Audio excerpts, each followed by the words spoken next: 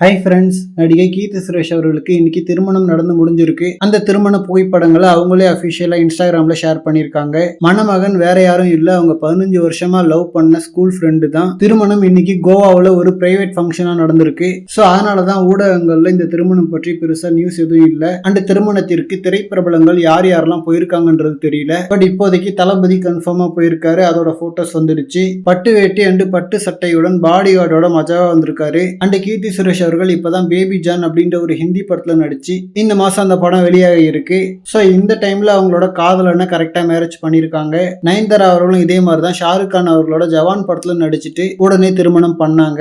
So ஹீரோயின்ஸுக்குலாம் அதான் இலக்கு போல, ஒரு ஹிந்தி படம் பண்ணிட்டு கல்யாணம் பண்ணணும் அப்படின்றது. எனிவே 15 வருஷம் லவ் பண்ணி கல்யாணம் பண்ணிருக்காங்க. அது சாதாரண விஷயம் இல்ல. இப்பெல்லாம் ஒரு லவ் 1 வருஷம் 2 வருஷமே தாங்க மாட்டுது. சோ அவங்க 90 கிட்ஸா இருக்கிறதால இந்த மாதிரி 15 வருஷம் கழிச்சும் காதல் திருமணமாவும் மாறி இருக்கு போல. அண்ட் கீர்த்தி சுரேஷ் அவர்களுக்கு லாஸ்டா தமிழ்ல ரகுதாத்தா அப்படின்ற படம் வெளியாச்சு.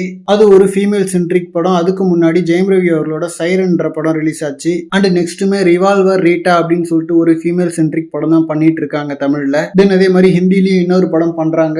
சோ கீர்த்தி சுரேஷ் அவர்களுக்கு திருமண வாழ்த்துக்கள். இன்னும் நிறைய பெரிய பெரிய தமிழ் படங்கள் பண்ணட்டும். மெயினா சோலோ ஹீரோயினா பண்றப்ப மகாநதி மாதிரியான படங்கள் பண்ணணும். அந்த படத்துக்காக அவங்களுக்கு நேஷனல் அவார்ட்லாம் கிடைச்சது. பட் அதுக்கப்புறம் அந்த மாதிரி ஒரு படம் அவங்களுக்கு அமையல. ஹோப்ஃபுல்லி ஃபியூச்சர்ல அமையட்டும்னு சொல்லிட்டு விஷ் பண்ணிக்கலாம். அண்ட் இந்த மாதிரி கோலிவுட் நியூஸுக்கு நம்ம மணி மூவி பஸ் சேனலை சப்ஸ்கிரைப் பண்ணுங்க. தேங்க்யூ.